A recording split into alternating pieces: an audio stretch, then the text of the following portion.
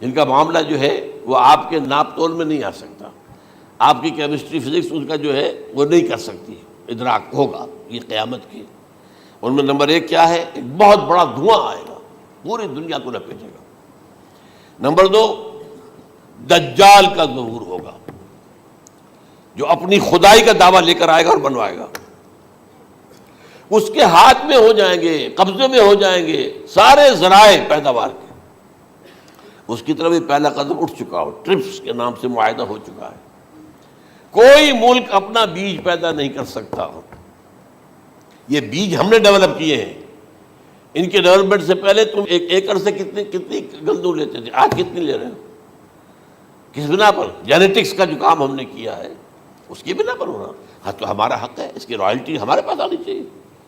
لہذا صرف ان اداروں سے، ملٹی نیشنل سے خریدا جائے گا بیج، اور بیج بھی وہ دیں گے وہ کہ جس سے جو فصل اگے گی وہ بیج نہیں لا سکتی، وہ بیج کا کام نہیں کر سکتی۔ جیسے آپ کو معلوم ہے کہ آپ کے ہاں جو گوشت کھایا جاتا ہے مرغے کا، تو مرغا وہ جو ہے اس میں، مرغا ہو یا مرغی ہو، اس کے اندر کوئی وہ کیفیت ہی نہیں ہے۔ ان کے انڈے جو ہے ان سے آپ بچے حاصل نہیں کر سکتے، ہے تو انڈا، دیکھنے کو تو انڈا ہے، لیکن وہ بنڈا جو ہے اس سے بچہ تو نہیں حاصل کر سکتے۔ ایسے ہی وہ گندم کا بیج دیں گے، نظر آئے گی گندم، لیکن اس کے اندر وہ صلاحیت نہیں ہے کہ اس سے جو فصل اگے گی اس کا نتیجہ جو ہے وہ بھی آپ لے سکیں۔ یہ ہونا ہے، اللہ جانے، قدم اٹھ رہے ہیں ادھر۔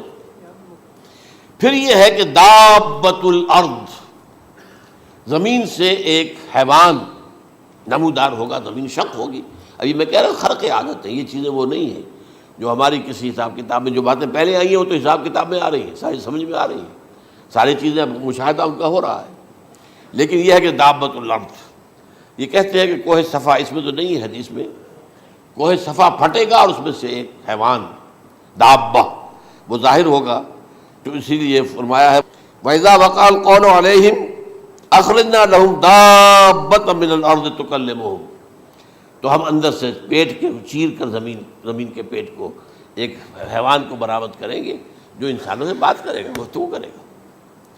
نمبر 4، طلوع الشمس من المغرب، یہ بھی خرق عادت، سورج تو طلوع ہوتا ہے مشرق سے، غروب ہوتا ہے مغرب میں، لیکن اس وقت معاملہ الٹا ہو جائے، یعنی جو کائنات کے اندر جو گڑبڑ ہوگی کچھ سمجھ میں بات آتی ہے کہ یہ معاملہ جو ہے یہ تو اس پورے سولر سسٹم کو اگر بدل دیتے ہیں تو مشرق مغرب ہو جانا، مغرب مشرق ہو جانا، یہ بالکل سمجھ میں آنے والی بات ہے۔ اس کے بعد ہے عیسیٰ ابن مریم کا نزول، جس کے بارے میں آج میں نے گفتگو کی ہے تفصیل سے۔ یہ نزول ہونا ہے، یہ علامات قیامت میں سے حضور نے بیان فرمایا ہے، اور قرآن مجید کی جو اصطلاحات ہیں اس کے حوالے سے میں نص قطعی جو ہے وہ میں آپ کے سامنے رکھ چکا ہوں۔ پھر یاجوج ماجوج کا ایک معاملہ ہے، یہ میں ابھی اس وقت زیادہ اس پر بات نہیں کر سکتا۔ حضرت عیسیٰ علیہ السلام کے نزول کے بعد دو کام ہو گئے،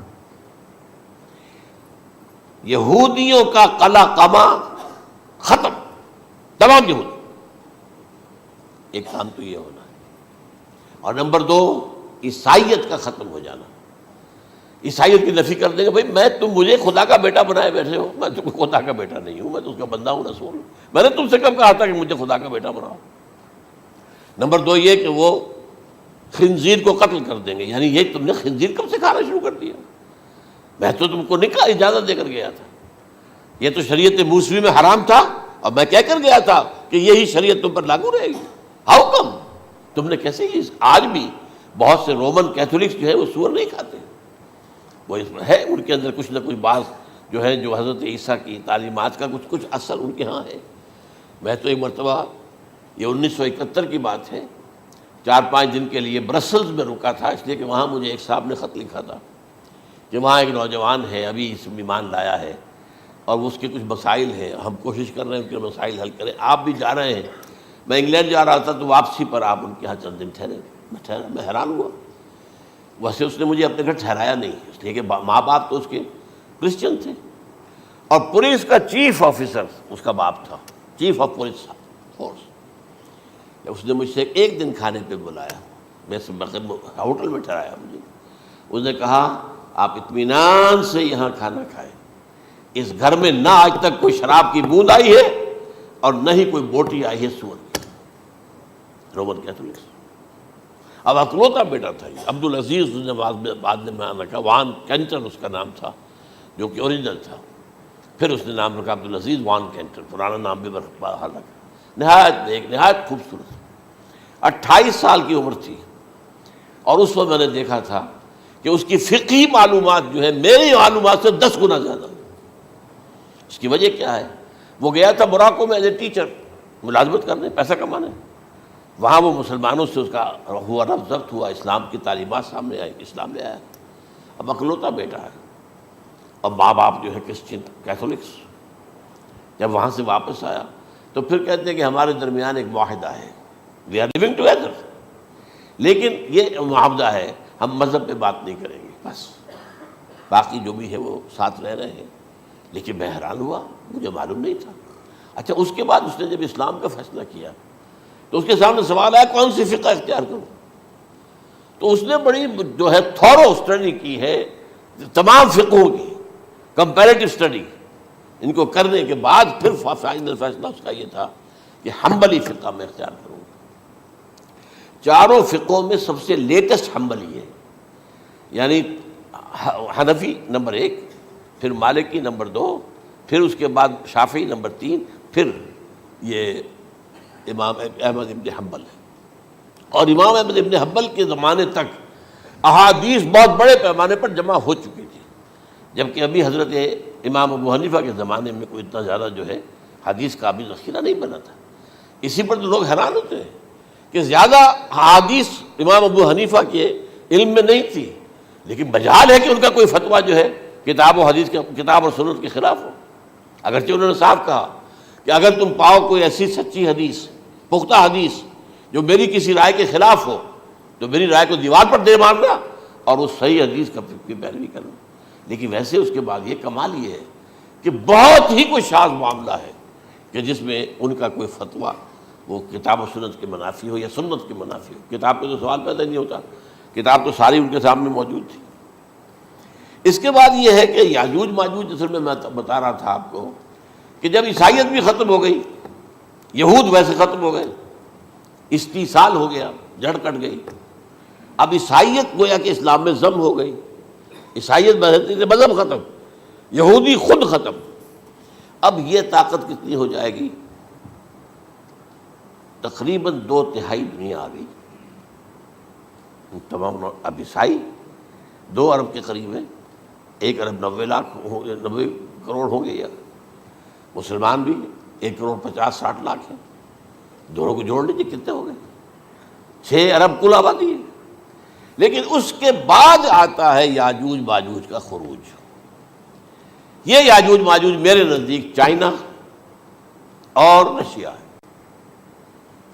ان کی مجموعی طاقت اتنی ہوگی، اور یہ اس طرح آئیں گے ہر اونچائی پر سے اترتے ہوئے، پھسلتے ہوئے۔ جیسے 1962 میں جب وار ہوئی تھی بٹوین چائنا اینڈ انڈیا 1962 میں، تو وہ اس وقت کا نقشہ جو آج بھی اخبارات میں پڑھتا تھا تو یاد، waves after waves of Chinese soldiers were coming down the slopes of Himalayas۔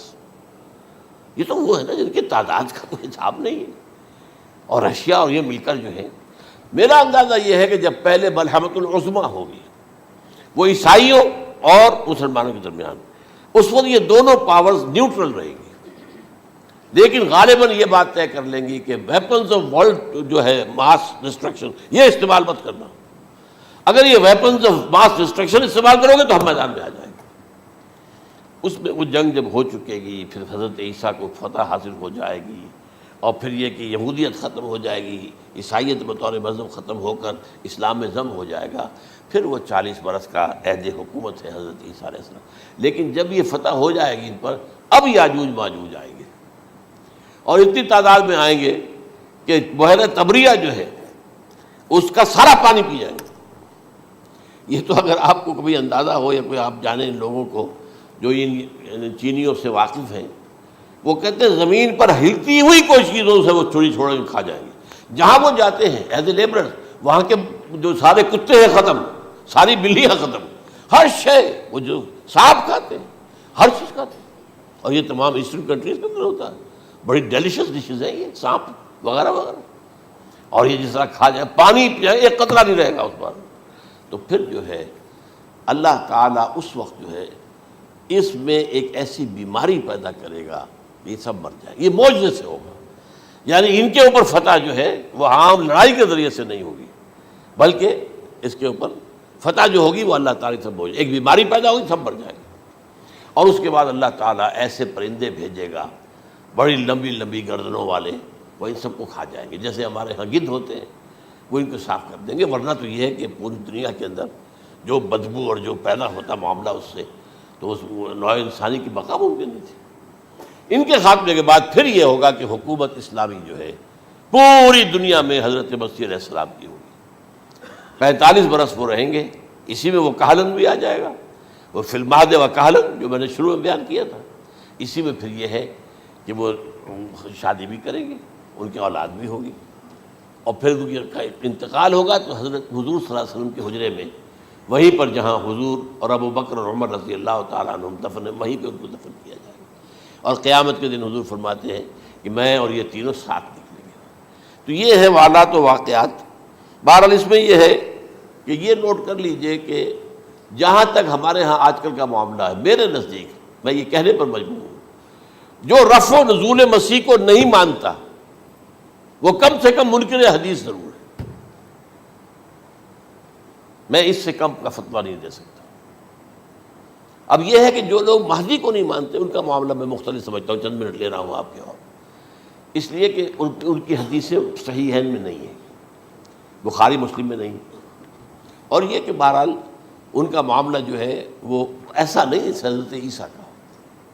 حضرت عیسیٰ کے آنے کا جو کچھ ہوگا وہ تو میں نے آپ کے سامنے بیان کر دیا، لیکن یہ ہے کہ حضرت مہدی ہمارے نزدیک اس میں خرق عادت کوئی ہے ہی نہیں۔ جیسے ہر صدی کے مجدد ہوتے ہیں، آخری صدی کے مجدد وہ ہوں گے، اور میرے نزدیک یہی آخری صدی ہے، اور اسی میں حضرت مہدی کا ظہور ہو جانا۔ سعودی عرب میں کوئی خانہ جنگی ہوگی کسی بادشاہ کے انتقال پر، اور پھر اس وقت یہ ظاہر ہوں گے، اس وقت ملک کے حالات کو سنبھالنے کے لیے لوگ ان کو زبردستی نکالیں گے، چھپے ہوئے ہوں گے ایک گھر میں۔ یہ حضرت ام سلمہ رضی اللہ تعالی عنہ کی روایت ہے کہ ایک بادشاہ کے انتقال پر یہ خانہ جنگی ہو جائے گی، اور ایک شخص مدینے سے بھاگ کر مکے میں چھپ جائے گا۔ یہ تو ہے ان کے الفاظ، میں توجیہ کر رہا ہوں، یہ لوگ ان کی طرف دیکھ رہے ہوں گے کہ یہ جو وقت آیا ہے فتنے کا ہماری قوم پر، ہمارے ملک پر، تو ان کی شخصیت ایسی ہے کہ یہ بیچ میں آئیں، صلح صفائی کرائیں، اور وہ جو ہے اس ذمہ داری سے بچ کر بھاگیں گے اور جا کر مکے میں چھپ جائیں گے۔ پھر لوگ انہیں تلاش کر کے نکالیں گے اور زبردستی ان کے ہاتھ پر بیعت کریں گے، ورنہ وہ اتنے بڑے منصب کو۔ اور پھر یہ بھی ہے، ایک حدیث میں آتا ہے یصلحو فی لیلۃ واحدہ، ایک رات میں ان کی مکمل اصلاح کر دیں گے۔ یعنی اگر کوئی تھوڑا بہت نقص اور عیب کوئی ہوا بھی، کوئی کمی کوتاہی ہوئی بھی، تو اللہ تعالیٰ ایک رات میں اصلاح کروا دیں گے۔ لیکن ہمارے نزدیک اس کے اندر کوئی خرق عادت ہے ہی نہیں۔ البتہ جو کہتے ہیں اہل تشیع، وہ خرق عادت ہے کہ ان کے 12ویں امام جو ہے وہ بچپن ہی کے اندر اس خوف سے کہ جو بنو عباس بادشاہ ہیں وہ ان کو قتل کر دیں گے، تو وہ ایک غار میں چھپا دیے گئے۔ اب وہ 1200 برس سے اس غار کے اندر چھپے ہوئے، اور اس کے بعد وہ ظاہر ہوگی، وہ امام مہدی ہوں گے۔ اس میں خرق عادت ہے، لیکن میں یہ کہتا ہوں کہ محض خرق عادت کی بنیاد پر ہم اس کی نفی نہیں کریں گے۔ کیوں؟ کیا ہم یہ نہیں مانتے کہ اصحاب کہف 300 برس تک سوئے رہے؟ یہ کیا عام بات ہے؟ حضرت عزیر علیہ السلام اللہ نے انہیں موت دی، موت، اور 100 برس کے بعد زندہ کر کے اٹھا لیا۔ تو خرق عادت حضرت عیسیٰ کو ہم اتنا بڑا خرق عادت مانتے ہیں کہ اٹھا کر آسمان پر، تیسرے آسمان کے اوپر ہیں، موجود ہیں، اب بھی ہیں۔ شب معراج میں تیسرے آسمان پر حضور کی ملاقات ان سے ہوئی۔ تو یہ خرق عادت کی بنیاد پر نفی نہیں ہم کرتے، ہو سکتا ہے، لیکن یہ کہ اس کے لیے ہمارے پاس کوئی دلیل نہیں، کوئی احادیث نہیں، کچھ نہیں، اس لیے ہم اس کو نہیں مانتے۔ البتہ خود وجود جو ہے حضرت مہدی کا وہ کوئی عجیب بات نہیں ہے، وہ تو جیسے پہلے بھی آئے ہیں ہمارے مجددین، ایسے مجدد ہوں گے اور دین کو تازہ کر دیں گے۔ ایک صحیح اسلامی ریاست جو ہے وہ عرب میں قائم ہو جائے گی دوبارہ۔ حضور نے فرمایا وہ عدل اور انصاف سے عرب کو اسی طرح بھر دے گا جیسے کہ وہ اس سے پہلے ظلم اور جور اور زیادتیوں کے سے بھری ہوئی ہوگی۔ تو یہ کام ہوگا، یہ تو مجدد کا کام ہوتا ہی ہے اس حوالے سے۔ لیکن بہرحال میں نے پھر بھی کہا کہ اگر احادیث کی کمزوری کی وجہ سے کہ صحیح عین میں نہیں ہے، اگر کوئی شخص انکار کرے تو مجھے کوئی اعتراض نہیں ہے، ٹھیک ہے، لیکن جو حضرت عیسیٰ کے رفع سماوی اور حضرت عیسیٰ کے نزول کا انکار کرتا ہے وہ کم سے کم، میں انہیں اور آگے کوئی فتویٰ نہیں دیتا کہ وہ کافر ہو گئے یا یہ ہو گیا یا وہ ہو گیا، لیکن منکر حدیث کے لائن میں تو وہ لازماً کھڑے ہو